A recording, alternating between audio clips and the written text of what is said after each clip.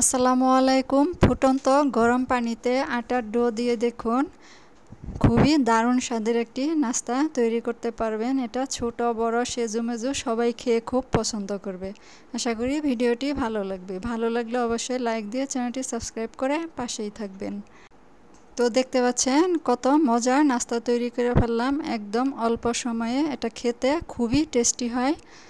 তো চলুন তাহলে দেখে নেওয়া যাক এই মজাদার নাস্তাটি কিভাবে তৈরি করতে হয়। তো এর জন্য একটি বলে আমি 2 কাপ পরিমাণ আটা নিয়ে নিলাম। আপনারা চাইলে এখানে ময়দাও নিতে পারেন। 1 চা চামচ ইস্ট, 1 চা চামচ চিনি, স্বাদ মতো লবণ আর 2 চা চামচ তেল। এখন একটু মিশিয়ে নিব। তো মিশিয়ে নেওয়া হয়ে গেলে এখানে আমি হালকা কুসুম গরম পানি দিব। তো একটু পানি দিয়ে ডো ভালো করে মেখে নিব। আগেই বেশি পানি দিবেন না, তাহলে নরম হয়ে যেতে পারে। তো এখানে আরও একটু পানি দিয়ে দিলাম আমি। এখন ভালো করে মেখে নিব। তো ভালো করে মেখে নিয়েছি। এখানে আমার হাফ কাপ থেকে একটু বেশি পানি লেগেছে। তো মেখে নেওয়ার পর এখন ডোর উপরে আমি একটু তেল দিয়ে এভাবে সমান করে দিচ্ছি। আর তেল দেওয়ার পর ঢেকে দিব। তো ঢেকে রেস্টে রেখে দিলাম। এখন এই ফাঁকে আমি পুর তৈরি করে নিব। এর জন্য আমি 2 টেবিল চামচ তেল নিয়ে নিলাম। তেল গরম হলে দিয়ে দিলাম স্বাদ অনুযায়ী কাঁচামরিচ, হাফ কাপ পরিমাণ পেঁয়াজ কুচি আপনারা চাইলে আরও বেশি দিতে পারেন, আদা রসুন মিলে হাফ চা চামচ। এখন সব কিছু ভালো করে নেড়েচেড়ে ভেজে নিব। তো দেখতে পাচ্ছেন পেঁয়াজ নরম হয়ে যখন হালকা ব্রাউন হয়ে যাবে, তখন এখানে আমি বড় সাইজের একটা আলু সিদ্ধ করে রেখেছিলাম, ম্যাশ করে দিয়ে দিলাম। তো এখন একটু নেড়েচেড়ে ভালো করে মিশিয়ে নিব।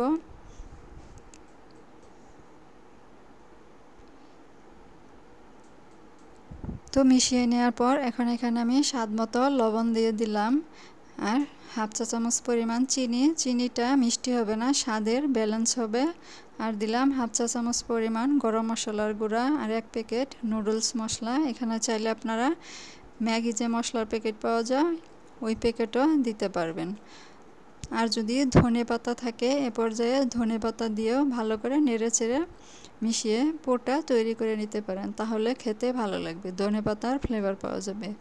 তো এইভাবে একটু সব কিছু নেড়েচেড়ে মিশিয়ে তারপর নামিয়ে নিব।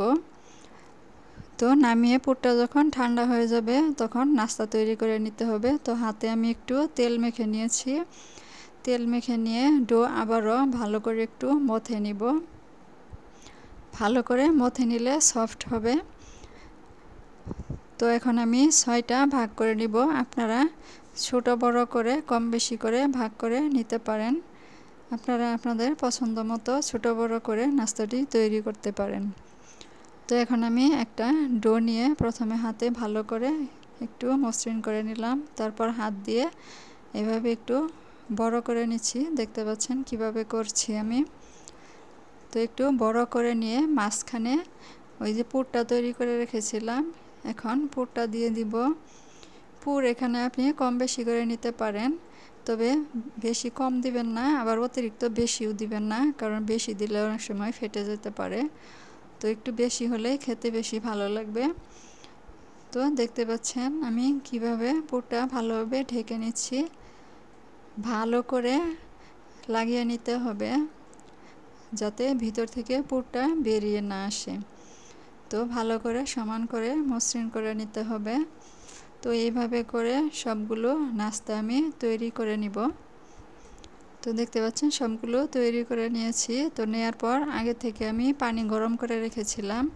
তো একটা একটা করে নাস্তা এখন গরম পানিতে দিয়ে দিচ্ছি। তো ভিডিওটি ভালো লাগলে অবশ্যই একটি লাইক দিতে ভুলবেন না। তো নাস্তা দেওয়ার পর আমি ঢেকে দিব না।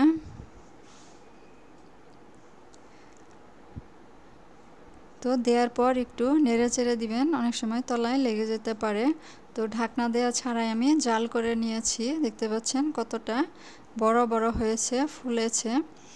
তো যখন এরকম ফুলে যাবে তখন উল্টিয়ে দিতে হবে, উল্টিয়ে আরও কিছুক্ষণ সিদ্ধ করে নিতে হবে। কিছুক্ষণ সিদ্ধ করার পর দেখবেন অনেক বড় হয়ে যাবে। তখন পানি থেকে এভাবে পানিটা ঝরিয়ে তারপর উঠিয়ে নিতে হবে।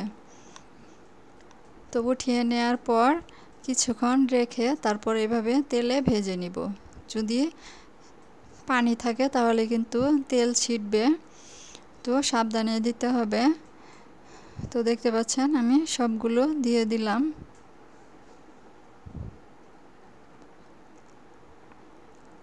তো এখন কিছুক্ষণ অপেক্ষা করব এক পিঠ হয়ে আসা পর্যন্ত।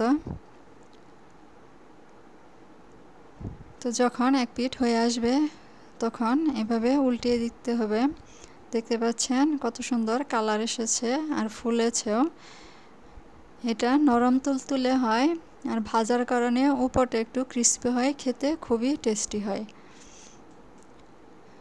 তো এখন ওই পিঠটা হয়ে আসার জন্য অপেক্ষা করব।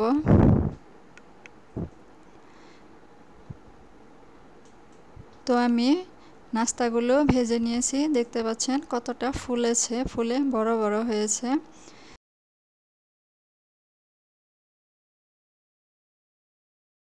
তো এইভাবে কিছুক্ষণ রেখে তেলটা ঝরিয়ে উঠিয়ে নিব। তারপর কিচেন ডিশের উপর রেখে দিব, বাড়তি তেলটা শুষে নেবে। দেখতে পাচ্ছেন সবগুলো নাস্তা রেডি। এখন সস দিয়ে পরিবেশন করার পালা। সস দিয়ে খেতে ভালো লাগে, এমনিতেও খেতে ভালো লাগে। এখন অনেক গরম, তো একটা ভেঙে আপনাদের দেখাচ্ছি কতটা ইয়ামি হয়েছে। এটা ছোট বড় সবাই খুব মজা করে খাবে। আমি খেলাম, দেখলাম মাশাআল্লাহ খেতে অনেক মজার হয়। তো আপনাদের কাছেও ভালো লাগবে। ভালো লাগলে লাইক, শেয়ার, কমেন্ট করে চ্যানেলটি সাবস্ক্রাইব করে পাশে থাকার অনুরোধ রইল। তো আজকের মতো এখানেই বিদায় নিচ্ছি। আল্লাহ হাফেজ।